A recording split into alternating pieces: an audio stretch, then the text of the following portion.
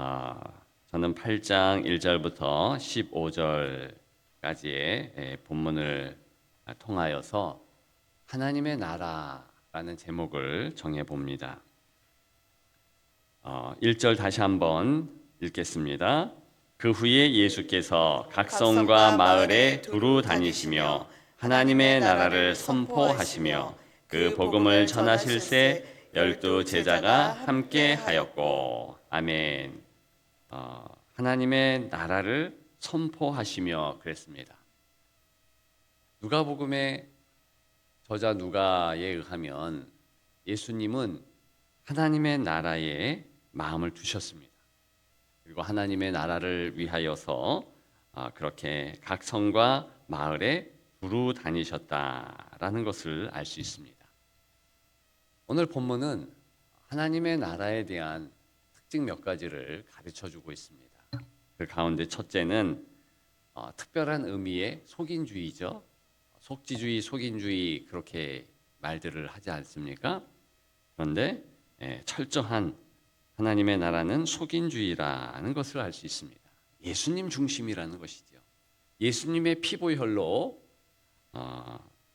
그 증거를 받는 자, 예수 그리스도의 피보혈의 수요를 받는 자, 그가 하나님 나라의 백성, 시민이라는 것을 알 수 있습니다.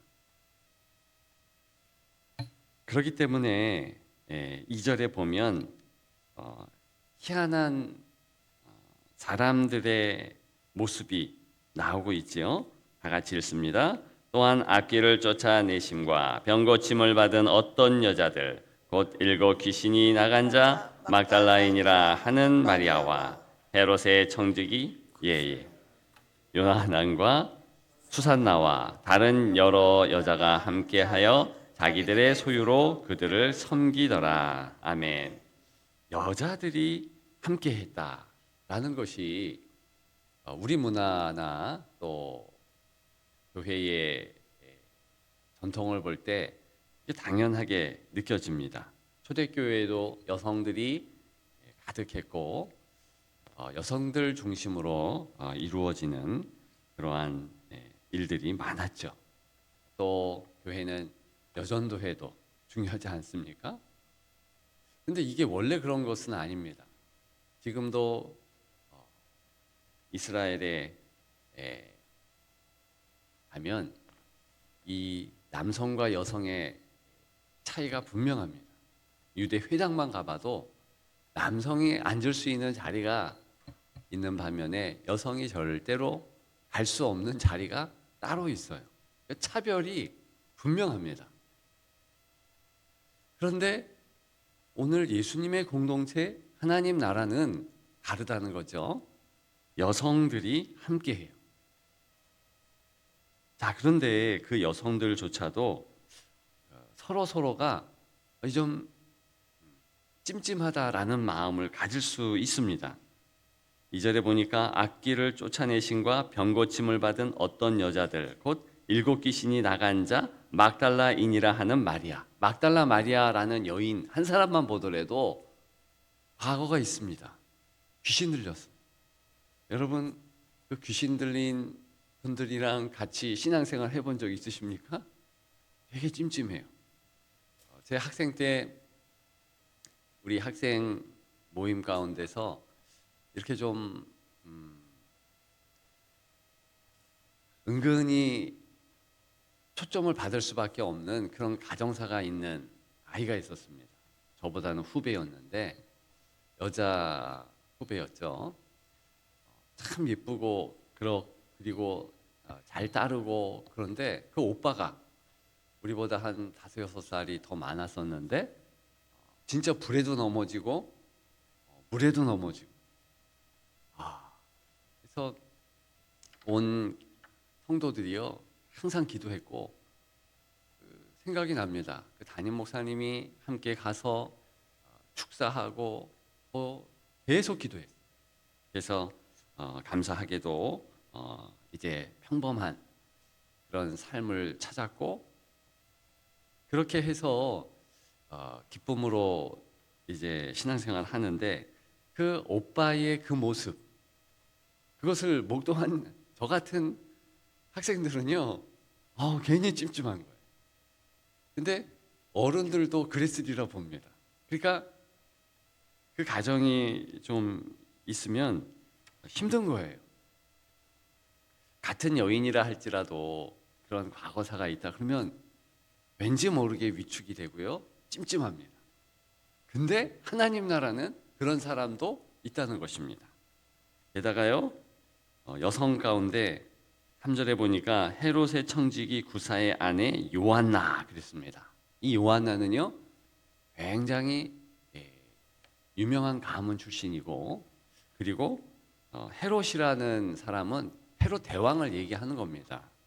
근데 거기에 청직이라고 그랬어요. 이건 재무장관의 아내라는 뜻입니다. 그러면 권세도 있고 또 지위도 제법 높은 그런 집안 출신 여인이라는 겁니다. 그러니까 이게 벌써 두 사람만 비교해도 함께 할 수 없는 사람들.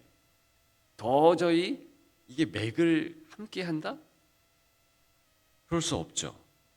게다가 수산나라는 사람 또 다른 여자 함께 했는데 그들이 또한 자기들의 소유로, 그러니까 여성들의 소유로 섬겼다는 거예요.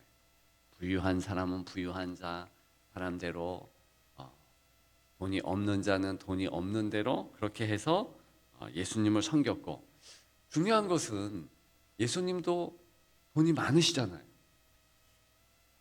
그렇지 않습니까? 예수님 돈 많으십니다. 왜냐하면 기도하면 오병이어의 기적이 있고요. 베드로에게 또 명한 적이 있잖아요. 가서 물고기 잡아라. 물고기 이렇게 입을 보니 거기에 동전이 있어서 그거로 동전세를 내는 것이죠. 당연한 것은 온 우주가 하나님의 것이고 예수 그리스도의 것 아닙니까? 그러면 예수님이 이들의 도움을 사실 안 받아도 돼요. 근데 도움 받으시잖아요. 기꺼이 받으십니다. 이런 것이 무엇을 말하고 있는 것입니까? 하나님 나라의 특징이에요. 누구라 할지라도 도울 수 있고 어떤 사람이라 할지라도 그 도움을 기꺼이 받을 수 있는 곳이 하나님 나라 특징입니다.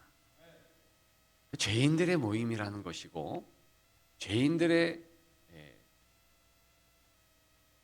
재물 그걸 무시하지 말라는 거예요.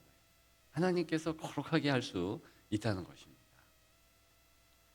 이런 그리스도 중심의 속인주의, 주권은 하나님께 있다, 그리스도께 있다.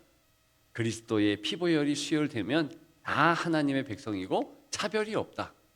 이것 때문에 우리나라에 기독교가 전래될 때 진짜 참된 평등이 이루어지는 겁니다. 양반이 어디 있고 산것이 어디 있습니까? 남자가 어디 있고 여성이 어디에 있겠습니까? 다 하나가 되고 다 막힌 담들이 허물어졌다는 것. 그런 우리 교회의 모습이 회복되기를 주님의 이름으로 축복합니다. 두 번째 특징이 또한 있죠. 그것은요, 이제 8절에 나오지요. 8절 하반절에 보면 들을 귀 있는 자는 들을지어다 그랬습니다. 들을 귀, 듣는 마음, 그런 의미입니다. 이렇게 하나님 나라의 구성원들이 이제 우리가 읽은 3절까지 기록되어 있다면 4절부터 이제 8절까지 우리가 잘 아는 네 가지 비유가 시의 비유가 나오고 있고요. 9절부터 15절까지 보게 되면 그 비유를 주께서 설명하는 것을 우리가 보게 됩니다. 그럼 핵심은 이거죠. 들을 귀 있는 자는 들을지어다. 예수님과 함께한 하나님 나라를 구성하는 이들은 반드시 들을 귀가 있어야 돼요. 다른 말로 하면 순종의 마음, 그 태도가 있어야 됩니다. 아무리 내가 옳았다, 아무리 내 생각이 괜찮다라고 여기고, 아무리 다른 사람의 말이 그럴듯해도 예수 그리스도의 말이 아니라면, 예수님의 말씀, 오늘 좋은 씨라고 하지 않습니까? 그럼 하나님 나라의 핵심 통용 언어가 아니라면, 말씀이 아니라면 아니올시다, 거부할 수 있어야 되고요. 내 뜻이 꺾이는 그런 어려움도 당할 수 있다는 것입니다. 들을 귀 있는 자 들을지어다. 마가복음에 보게 되면 끝까지 제자들의 모습이요, 듣지 못해요. 정말 듣지 못합니다. 그리고 베드로의 뜻이 반석이잖아요. 근데 이 페트라라는 반석이라는 뜻이 나쁘게 얘기하면 딱딱한 돌짝밭이라는 의미도 됩니다. 그러니까 오히려 12제자가 이 여인들과는 다르게 강팍한 마음, 강팍한 사람들이 될 수 있는데, 그것은 들을 귀가 없는 거예요. 자기 주장이 강한 겁니다. 그래서 예수님이 말씀하시는데 자꾸 참견을 해요. 예수님의 말씀은 말 그대로 드라이브 할 수 있는 그런 기폭제요, 요인 아닙니까? 하나, 유일무이일의 원인이에요. 그런데 이해 안 된다고 해서, 깨달아지지 않는다고 해서 하나님의 말씀을 거부한다? 하나님 나라에는 있을 수 없어요. 베드로가 어떤 일을 했습니까? 예수님이 십자가에 달려 죽으신다 그랬는데 안 된다는 겁니다. 절대로 그렇게 할 수 없다는 겁니다. 이것이 바로 이해하지 못하는 베드로의 수준 아닙니까? 근데 교회의 성도들이 그럴 때가 많이 있다. 리더라 할지라도 그렇고, 가장이라 할지라도 그렇고, 10년, 20년, 30년 예수를 믿었다 할지라도 그럴 때가 있어요. 어떻게 해야 됩니까? 자기를 낮춰야죠. 적어도 기도하고 간구하며 하나님의 뜻이 무엇인지 그런 시간을 가져야 되는 것이지요. 비록 못 깨달아도 하나님의 보좌 앞에 나와서 간구하면 하나님 가르쳐 주세요. 성령의 운행하심으로 지시하십니다. 그런 여러분들 되시기를 주님의 이름으로 축복합니다. 마지막 세 번째 특징이 있어요. 하나 되지 못할 이유가 있다는 것이죠. 자, 이런 하나님 나라의 특징을 보면 분란이라는 단어가 익숙합니다. 그러니까 자기 뜻에 자꾸 매몰되고, 그리고 자꾸만 다른 사람들을 보면, 한번 봐보세요. 유대인 남성 12명, 그리고 여기 나오는 여인들, 여러분들도 아시지만 이 12명은요 다 들려요. 출신도 틀리고, 물론 7명 이상이 이제 어부들이기 때문에 협력할 수 있는 그런 요인은 다른 공동체보다는 괜찮습니다. 그럼에도 불구하고 출신도 다르고 뭔가 달라질 수 있는 요인이 있고, 실제로 그런 다른 유다와 같은 이들도 없지 않았어요. 게다가 여인들이 있습니다. 자칫 잘못하면 분란이 있어요. 당연하죠. 그렇기 때문에 교회 공동체는, 하나님 나라의 이 모임은요, 예수께 집중하지 않으면, 성령의 운행하심의 영적 역사가 있지 않으면요 반드시 어렵습니다. 이거는 꼭 마음에 새기세요. 그러면 어떻게 해야 되느냐? 공동체는 성령 운행하심에 집중해야 돼요. 아무리 미사역으로 성도의 모임에 그렇게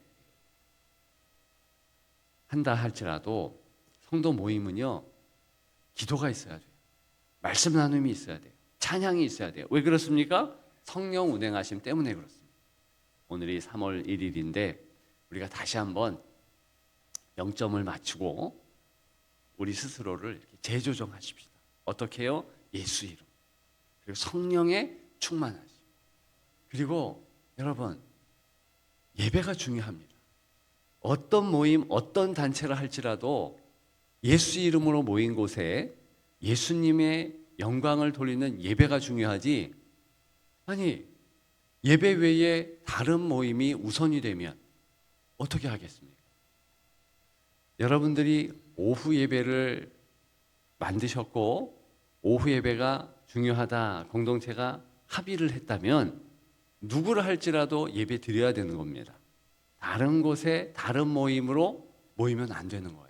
꼭 기억하시고 예배 중심으로 그렇게 승리하는 3월달 2025년 되기를 주님의 이름으로 축복합니다.